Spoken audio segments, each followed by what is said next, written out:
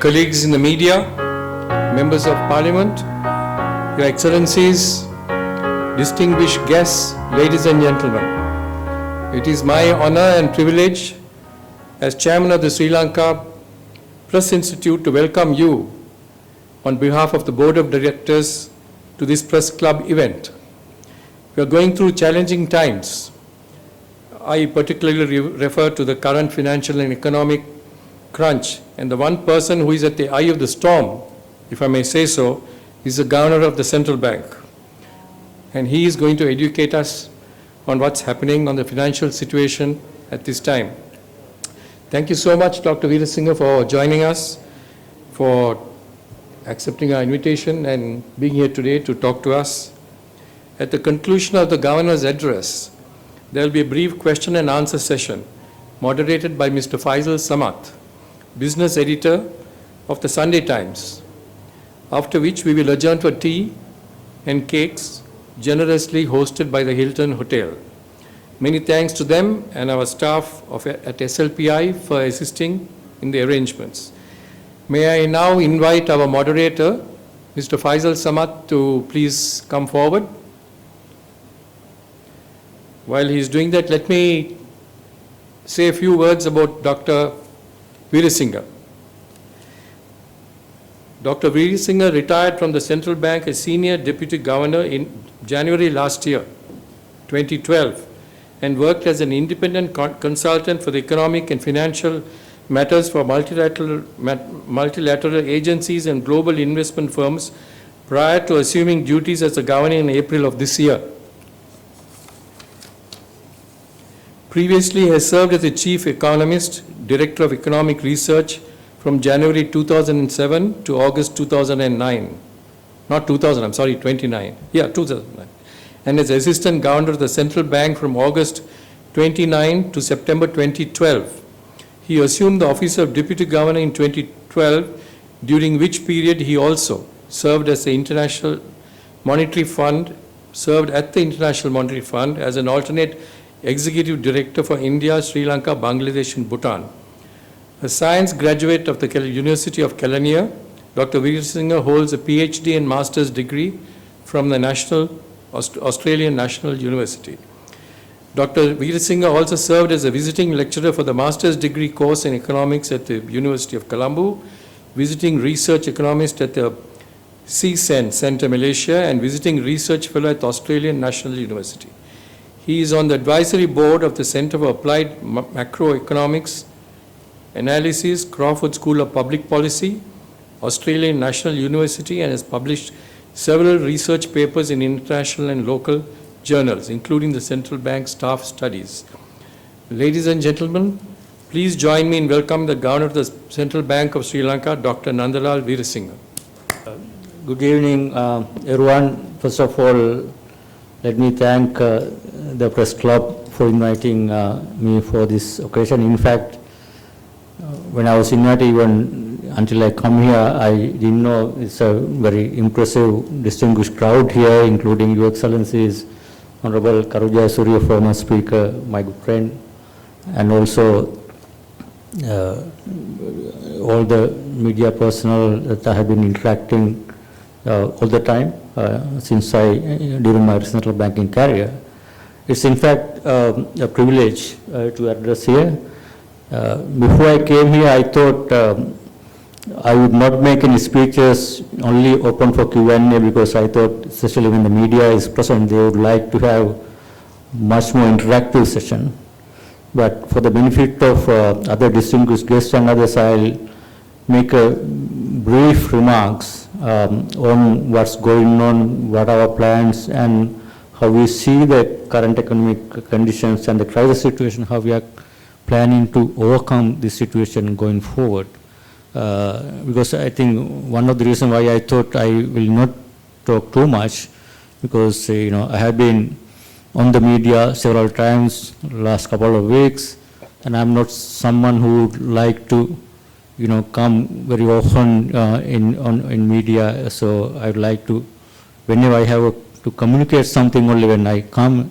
This is, I agree, because I know there's a large gathering of media. That's why I thought I should come and give you opportunity to at least update or opportunity to have any clarifications from the central bank. That is the reason I thought I accept the invitation. Otherwise, my policy, as a lot of media personnel know, I will have usually central bank will have regular communications, and in addition, if there are this kind of gathering, only I come and speak. Otherwise, what I am experiencing in Sri Lanka, even international media, a lot of media would like to have separate interviews or statements, each and every one. So if I start doing that, I wouldn't have any time to do anything. So this, asking for everyone having separate interviews, I think that's best that this gathering is here. Let me just begin with the current situation. Obviously, I think I have already expressed these ideas and shared with you what we are experiencing now is one of the worst economic crises that Sri Lanka has experienced since independence. And this is mainly coming out of as what I see as economist is a balance of payment crisis. As a result, it has now basically translated into not only economic crisis but also a political, social unrest, political crisis. As a result of this economic hardships, people are basically experiencing as a result of these difficulties that we are having right now. And I don't want to, basically do any post-mortem why this has happened in the past. I will be only focusing on the current situation, how we are going to deal with in the future. No point of talking about why that's happened, blaming everyone or this government, that government, this personality. I think that's not way to deal with that. So with that, as I said, the key major issue we are facing right now is what, as I said, balance of payment crisis, which means foreign exchange crisis, where the level of available liquid reserves, foreign exchange reserves we are having right now is not sufficient for us to even to meet, say, a couple of weeks import requirements. Forget about our debt service payments.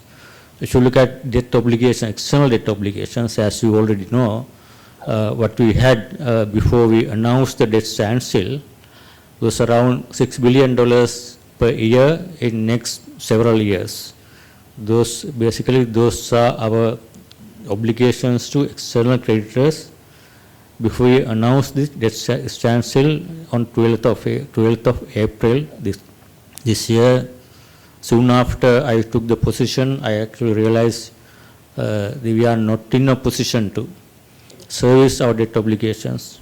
Even in the following week, that we had the obligation to about $200 million, but we had only about, say, less than $10 million in our reserves. So then soon, to prevent what we call hard defaults, we were able to that time get the finance minister and the government to agree to this, to announce this debt standstill. At least we were able to announce to our creditors, this is the situation we are in. We will not be able to, it's not, if you look at the Sri Lankan history, our debt service obligations, always Sri Lanka's willingness to meet debt service payments were always there, it's still there. But our ability to meet those debt service payments was almost nothing when I took over this position. That's why we had to do this. It's not the best choice, but out of the bad choices, this was the best bad choice that we had to make on 12th of April, that we had to announce to our creditors, external creditors, that we are not in a position to meet the obligations. Please give us some more time, so that we invite them to come on to kind of a negotiation and give us some relief on the basis that we will, if you give us some relief, we will be able to meet your obligations over a longer period of time with some relief that we would like to have from you.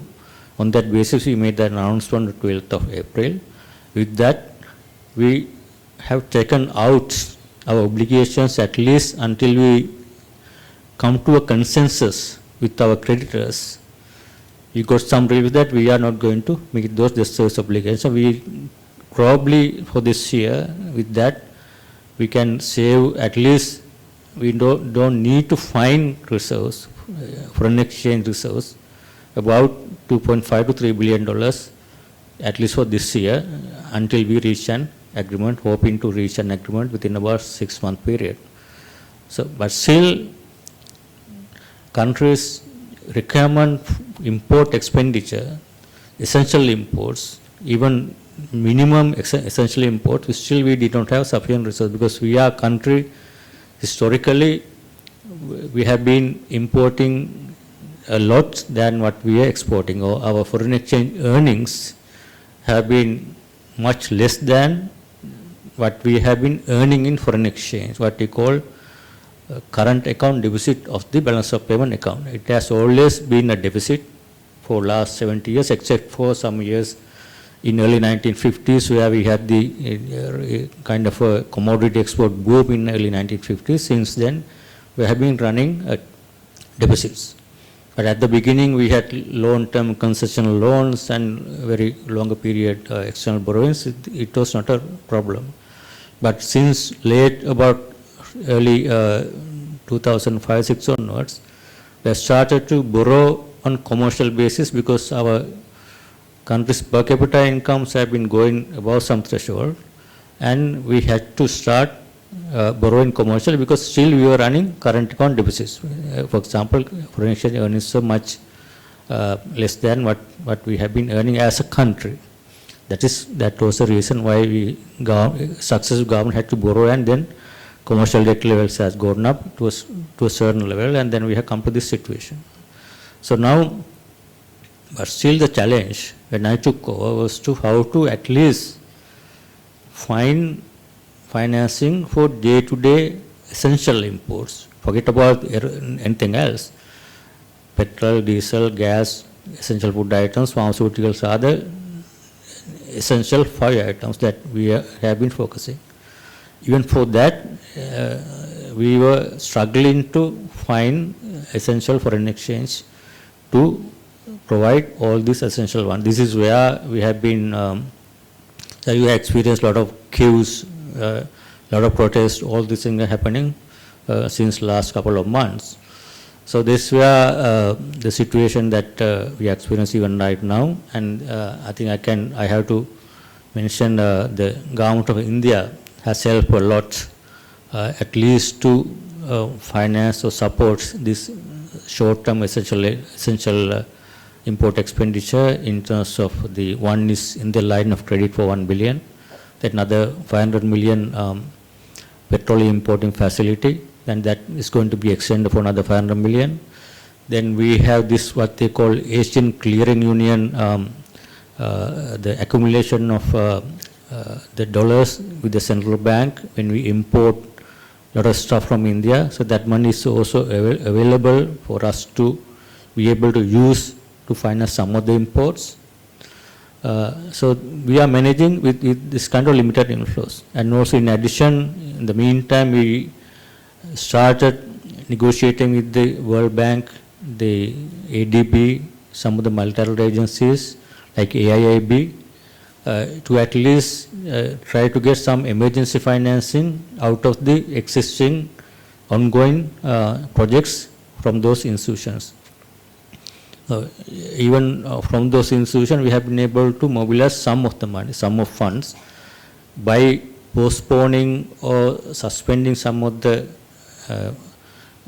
non-priority projects and repurposing that money for emergency, emergency needs like petroleum, gas, food items. So with that, we have been able to manage so far.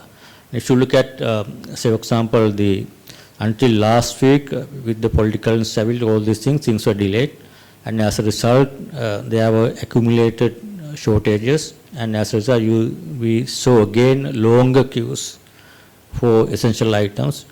But thanks to some of the repurposing money that we got from World Bank, we have been able to is some of the tightness that we are seeing in the supply chains. For example, now we have been able to finance all the ships, those who are waiting outside the harbor, and because we were not able to finance or provide foreign exchange for those, they were waiting, not unloading, but now we had cleared everything. But we think even immediate next couple of weeks, we have cleared at least some of the essential shipments. So that is some relief. Hopefully you will see this situation, the shortages probably would be easing in next couple, until at least next 2 weeks with the support of this some short-term money. We are hoping to continue and manage this situation going forward.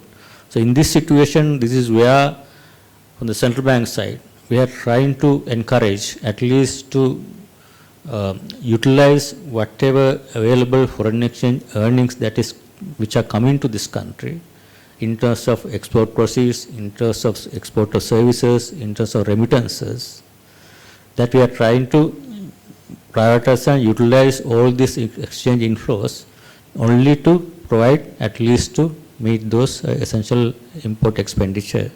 That is why one part of the reasons that we impose a lot of restrictions, for example, making it compulsory for exporters to repatriate and conversion, and making it compulsory for some of the exporter services to repatriate and conversion.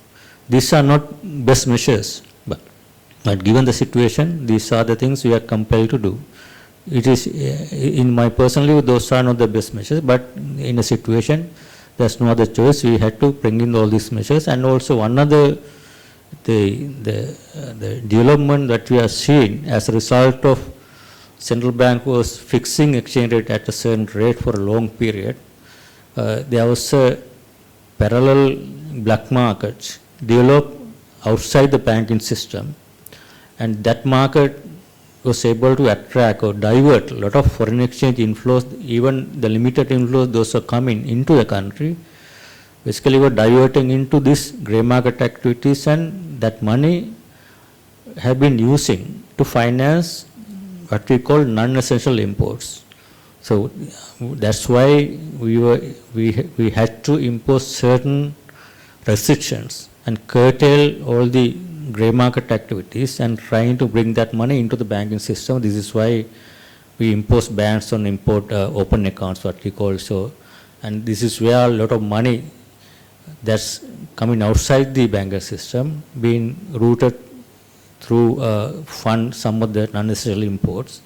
And as a result, we were having even more shortages and more acute shortage of foreign exchange in the banking system. This is where a lot of banks are still facing foreign exchange liquidity issues in the whole banking sector, and to the large extent, to state banks, those who have been funding Petroleum Corporation, Electricity Board, and the government as well. So these are the challenges we are facing.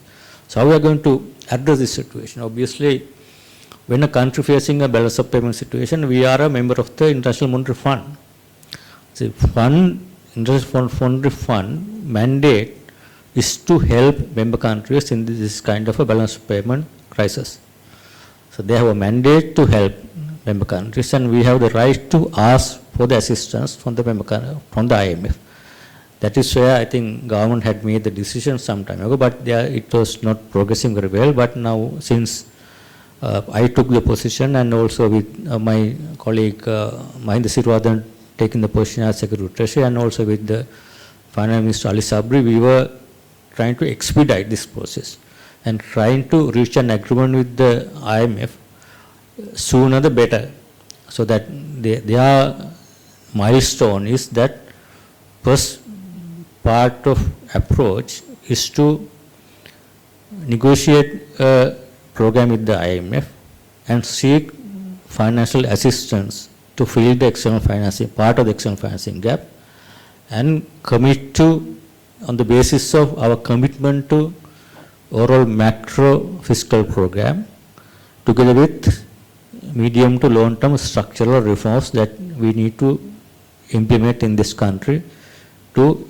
increase our ability to grow faster going forward over a medium to long-term basis. So that is where now we are trying to expedite that process. and we are trying to reach an agreement with the IMF within the shortest possible time. Again, there were some disturbances as a result of some events that happened in the last couple of weeks, and with that, the instability in the political system also did not help for us to expedite that process. Now, anyway, we have some stability in the government. We have a cabinet, the prime minister, and hopefully there will be some more proper kind of government in place, at least to take this program move forward. That is one of the one channel, one way, one approach. The other approach, as I mentioned earlier, same time we have to get our external creditors agree to what they call consensus on debt restructuring, external debt restructuring. That process is even more difficult process. So in our experience, and I have been involved in several negotiating several IMF programs even in the past, if we had to negotiate only the IMF program, it's only a 2-3 months process. We negotiate, we agree to, we put forward our economic program and reform program, and if they are fine with that, then they will say, okay, we will fund your program. But this time it is much more complicated because our external debt, overall debt situation is not sustainable. In this kind of situation, IMF cannot provide any financial assistance unless we come to an agreement with creditors that we bring our debts into a more sustainable level. That is the other exercise we are trying to achieve on the other side. That is a much more complicated process because we have never ever restructured or defaulted in debt. It's the first time we are doing this, and none of us have exposure and experience in doing this. There's a separate structured process for us to do that.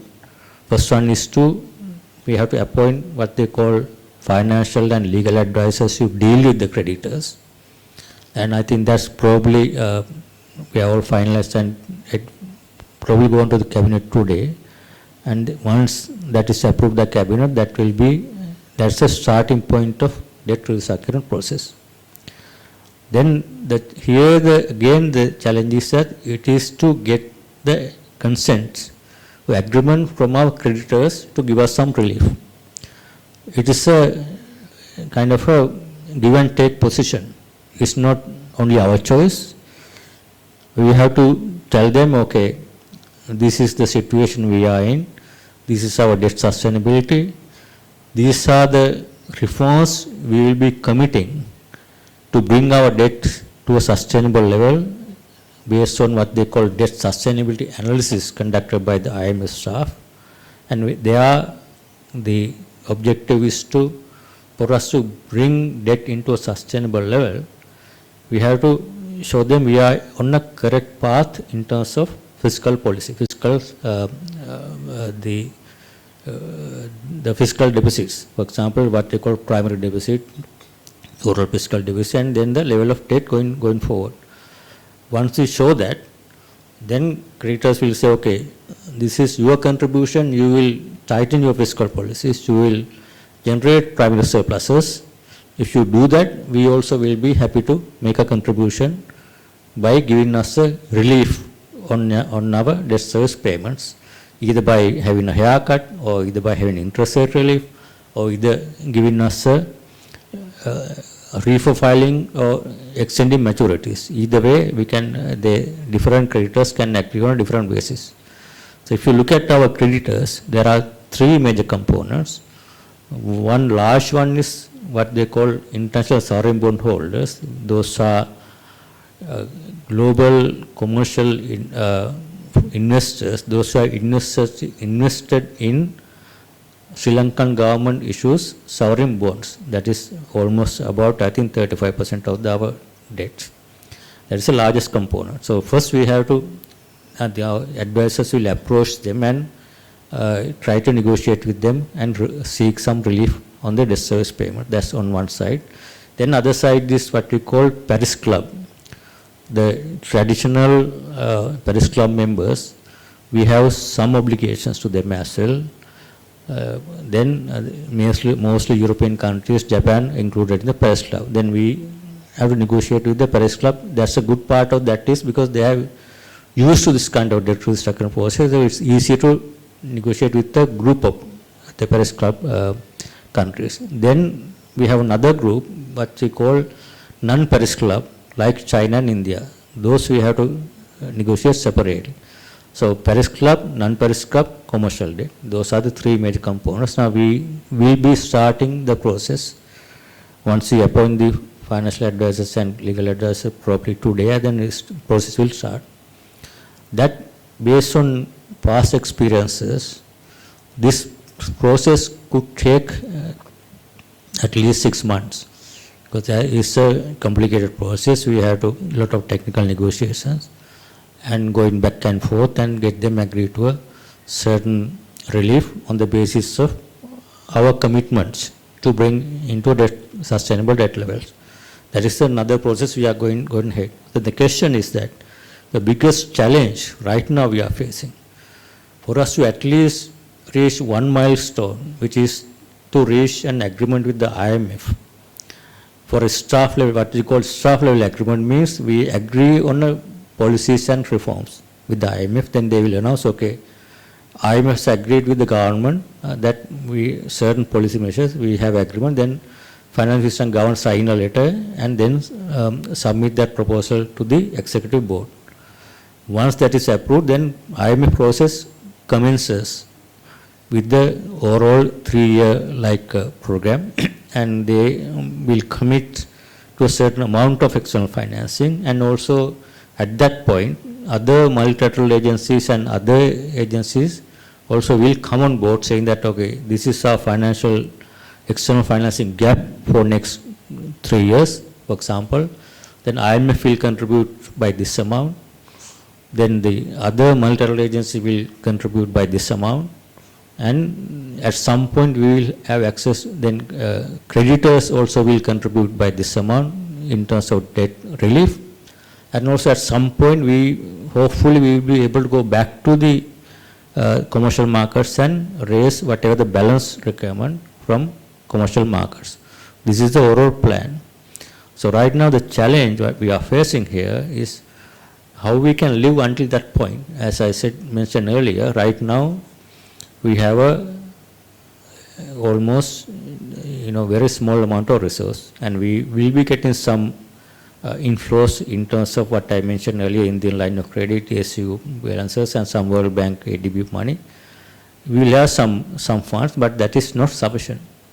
That is where we think economy will be going through a contractionary phase. So when you have this kind of restrictions, when we don't have freedom to import whatever we want to import for normal economic activities other than essentials, then minimum kind of economic activities will be happening in this country next 3 to 6 months, which means economy will be contracting. There's no other choice. No one can expect when we are facing a balance of payment crisis, this kind of crisis, an economy to grow compared to last year. That's not a realistic expectations. This is why I think in our expectations, economy will be contracting at the highest rate this year compared to any other years that we have experienced in the history. It will be a sharpest contraction in terms of economic growth this year as a result of this kind of shortages. This is where one can. This is where a lot of people are asking the question and coming to central bank asking, here we have industry, we don't have raw materials, we can't operate. Can you please help us? We are not in a position because right now the priority for us is to at least provide essential items for at least people to have their day-to-day minimum activities or minimum at least transport, fuel, all these things. That's a priority. Once we provide that facility, if there's anything else, then we obviously try to support other activities. That is that. So this is where the government and the central bank, now we have been approaching several other possible sources. to attract or get some bridging financing for next, say, at least to manage the situation comfortably, at least in 2-3 months, then hopefully we have IMF program. After that, situation will be easy. So this is a challenging period. And this is why when I took over this position, I expected that situation will get worse before it get better. Now I can see from time to time it was getting better and again going back to worse and again getting better. So now in this couple of weeks we can see some shortages may not be there, some easing. If we are able to get some more financing in next couple of weeks, probably we can continue that supply, at least essential supplies at a sufficient level. And then next challenge is to whether can we get the economy back on track. The normal circumstances, that won't happen in this year. That will happen only from, at least from next year, probably in my expectations. If we are able to complete what we are planning to do now, one is the important one, IMF negotiations, and second one is debt restructuring. If we can complete these two processes within about 6 to 7 months, I think economy can be stabilized in 12 months' time. Back to, is not, I'm not telling you that all prices will be coming down, economy will be stabilized at a different level.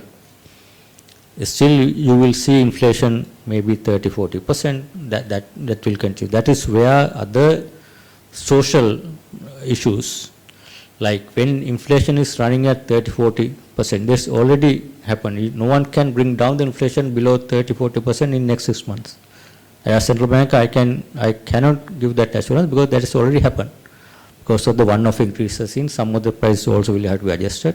Inflation will be running high. This is where the issue. People who are poor and vulnerable will be severely affected.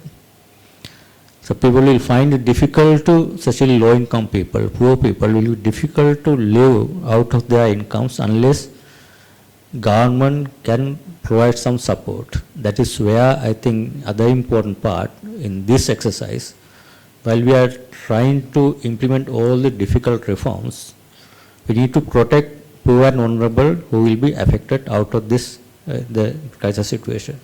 That is where thankfully World Bank has stepped in and given us some short-term relief to support at least low-income poor people, some kind of a cash grant or some kind of support or fertilizer support or some cash grant, at least some relief for those people to kind of smooth out the situation and survive in this kind of situation. Not that you can't expect same kind of living standards, and obviously during this period you will see poverty levels will be increasing in this country. A lot of people will be falling below the poverty line.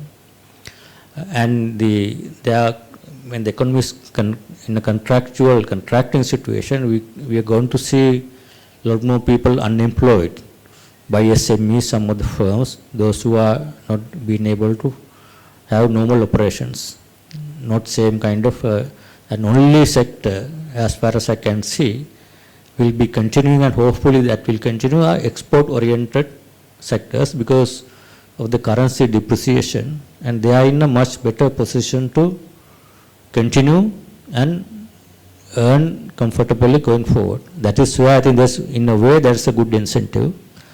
At least if the foreign exchange earning sectors, there's already incentive in terms of rupee was 200 rupees earlier, now 360 rupees. So there's a significant advantage. At least if that incentive, because it's there, we are hoping that that sector will continue to perform better. That will at least give us some cushion and some support in terms of foreign exchange, necessary foreign exchange supply into this country. That's why we are urging export and foreign exchange earners.